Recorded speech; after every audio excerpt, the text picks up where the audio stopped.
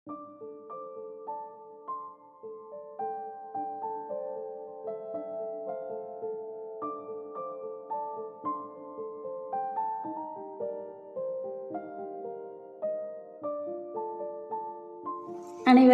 வணக்கம். இந்த கதையில் நம்ம பார்க்க போவது வாய்ப்பு கிடைத்தும் தவறவிடக்கூடிய ஆளுகளை பற்றின கதை தாங்க இதில் நான் சொல்ல போகிறேன். இந்த கதையை உங்களுக்கு பிடித்திருந்தா லைக் பண்ணுங்கள், ஷேர் பண்ணுங்கள், சப்ஸ்கிரைப் பண்ணுங்கள். வாங்க கதைக்குள்ளே போகலாம். ஒரு ஊரில் ஒரு வழிப்போக்கன் ஒருத்தன் ஆற்றங்கரையோரமாக போயிட்டு இருந்தாப்படி. அவர் வெகு தூரம் போய் களப்படைஞ்சதுனால அவர் ஒரு இடத்துல போய் போடுறாரு. அப்போ அந்த இடத்துல நல்லா ஒளி விட்டுட்டு ஒரு கல் மின்னுதுங்க. அது என்ன கல்லுன்னு அவருக்கு தெரியல. அவரு கொஞ்சம் நேரம் எடுத்து அதை கையிலேயே வச்சுட்டு அவர் களைப்பி தீர்ந்ததுக்கப்புறம் பார்க்கல அந்த கல் அவருக்கு ஒரு யோசனை தோணுது. சரி, இதுக்கு என்ன கல்லாக இருக்கும், நம்மளுக்கு இந்த கல்லை பற்றி ஒன்றுமே தெரியலையே, இது கடைவீதியில் கொண்டு போய் இந்த கல்லோட மதிப்பு என்னென்னு நம்ம போய் பார்த்துட்டு வரலாம் அப்படின்னு சொல்லிட்டு அவர் சந்தை, அந்த காலத்துல அந்த சந்தைகள் இருக்குங்களா, அங்கே போகிறாரு. அப்போ கடை தெருவுக்கு போயிட்டு அதை ஒரு அதாவது இந்த ரத்னங்கள் எல்லாம் விற்கிற இடத்துல போயிட்டு அதை ஒரு கடைக்காரர்கிட்ட காட்டுறாரு. இது என்ன கல்லுன்னு தெரியல, இது நீங்கள் பார்த்துட்டு இது விலை போகிற கல்லாக இருந்தீங்கன்னா எனக்கு ஒரு விலை போட்டு தாங்க அப்படின்னு சொல்லிட்டு அவர் அந்த வழிப்போக்கன் வந்து ஒரு வைர வியாபாரிகிட்ட கொண்டு போய் அந்த கல்லை காட்டுறாப்படி. ரத்ன வியாபாரி அவர் அந்த கல்லை வாங்கிட்டு, அது வைரக்கல்லுங்கிறது அவருக்கு தெரியும், இந்த வழிப்போக்கனுக்கு நம்ம எடுத்துகிட்டு வந்தது வைரக்கல்லுங்கிற விஷயமே இந்த வழிப்போக்கனுக்கு தெரியாது. அப்போ இந்த வழிப்போக்கன்கிட்ட அவர் என்னங்கிறாரு, இந்த மூடனுக்கு தான் இந்த கல்லை பற்றி எதுவும் தெரியாது, நம்ம இவனை ஏமாற்றி வாங்கிடலாம் அப்படின்னு சொல்லிட்டு அவர் என்னங்கிறாரு, இது ஒரு சாதாரண கல் தாப்பா, இந்த கல்லோட விலை வந்து ஒரு 20 ரூபாய் உனக்கு போட்டு தர்றேன், இந்த கல்லை எனக்கு தந்துரு அப்படின்னு சொல்லிட்டு அந்த ரத்ன வியாபாரி இந்த வழிப்போக்கன்கிட்ட அந்த கல்லை கேட்குறாரு. இந்த வழிப்போக்கன் கையில் இருந்தது விலை மதிப்பற்ற ஒரு வைரக்கல். அது வந்து அவன் அந்த ஆத்தங்கரையில் போய் போந்தப்போ அந்த கல் மின்னதை பார்த்து சும்மா தான் அவன் எடுத்துகிட்டு வந்தான். அதோட மதிப்பு என்னன்னே அவருக்கு தெரியாது அந்த வழிப்போக்கனுக்கு. ஆனால் அந்த ரத்ன வியாபாரிக்கு இதோட மதிப்பு நல்லா தெரியும். தெரிஞ்சே இவருக்கு வந்து தெரியாத ஒருத்தங்கிட்ட இருந்து நம்ம அதை நல்ல விலைக்கு வாங்கிடலாங்கிற ஒரே எண்ணத்தில் என்ன பண்ணுறாருன்னா, அந்த கல்லை நான் 20 ரூபாய் விலைக்கு உங்கள்கிட்ட வாங்கிக்கிறேன், நீ எனக்கு தான் அப்படிங்கிறாரு. அப்போ இந்த வழிப்போக்கனுக்கு ஒரு சின்ன யோசனை தோணுது.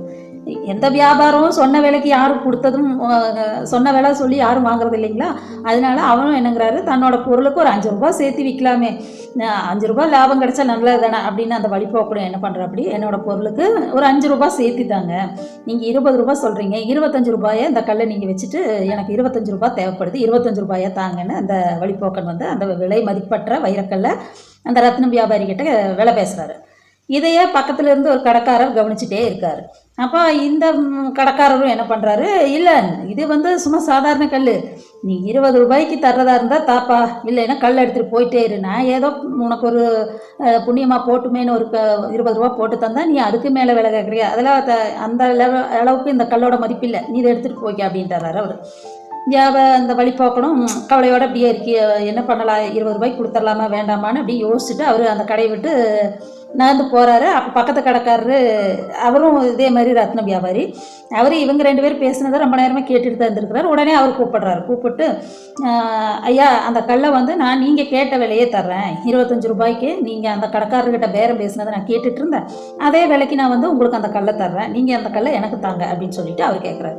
அப்போ இவரும் ஆச்சரியப்பட்டுட்டு, பரவாயில்லையே, நம்ம இங்கே 20 ரூபாய்க்கு சொன்ன கல்லை 25 ரூபாய்க்கு அவர் கேட்குறாரு, பரவாயில்லையே நல்ல விலையாக தான் இருக்குது அப்படின்னு நினச்சிட்டு அந்த கல்லை வந்து அவரும் 25 ரூபாய்க்கு அந்த 2வது கடைக்காரருக்கு அந்த விலை மதிப்பற்ற வைரக்கல்லை 25 ரூபாய்க்கு விற்றுட்டு வர்றாரு. இதையும் இந்த விலை பேசிகிட்டு இருந்த ஃபஸ்ட்டு கடைக்காரர் பார்த்துட்டு தான் இருக்கார். அப்போ அவர் பார்த்துட்டு இவன் பணத்தை வாங்கி எண்ணிட்டு வந்துட்டு இருக்கல அந்த வழிப்போக்கன், அவர் கடை கிராஸ் பண்ணி போகல மறுபடியும் கூப்பிடுறாரு. அட முட்டாளே, அவங்க கையில் இருந்தது என்ன கல் தெரியுமா, அது விலை மதிப்பற்ற வைரக்கல், அந்த கல்லை கொண்டு போய் வெறும் 25 ரூபாய்க்கு நீ கொடுத்துட்டியா அந்த ஆளுக்கு, உனக்கு கொஞ்சமாவது அறிவு இருக்குதா, அது எத்தனை ஆயிரம் கோடிகளுக்கு ஆயிரங்களுக்கு போக வேண்டிய கல் தெரியுமா, நீ அதை வந்து ஒரு மதிப்பில்லாமல் வெறும் 25 ரூபாய்க்கு நீ அந்த கல்லை கொடுத்துட்டியே, உனக்கு கொஞ்சமாவது அறிவு இருக்குதா அடிமுட்டாளே அப்படின்னு சொல்லிட்டு அந்த ரத்ன வியாபாரி வந்து இந்த வழிப்போக்கனை திட்டியிருக்காரு.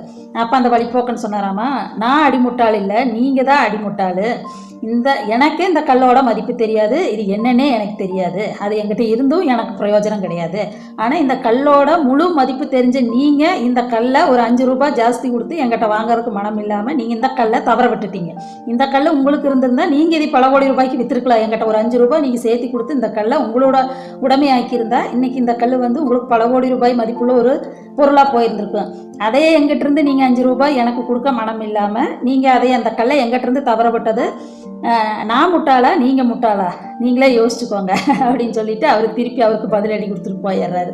அந்த மாதிரி நம்ம சில விஷயங்கள் வந்து எது சரி எது தப்புங்கிற மாதிரி இல்லாமல் நம்மளுக்கு வந்த வாய்ப்பை சில இடங்களில் நம்ம கொஞ்சம் விட்டு கொடுத்து போகணும் அப்படின்னு சொல்லுவாங்க இல்லைங்களா. இப்போ அந்த வைர வியாபாரி வந்து இவருக்கு ஒரு 5 ரூபாய் அவர் கணக்கு பார்க்காம கொடுத்துருந்தாருன்னா அந்த வைரம் இவருக்கு கிடச்சிருந்துருக்கும், இவருக்கு விலை மதிப்பில்லா சொத்து இவருக்கு வந்து சேர்ந்துருக்கும்.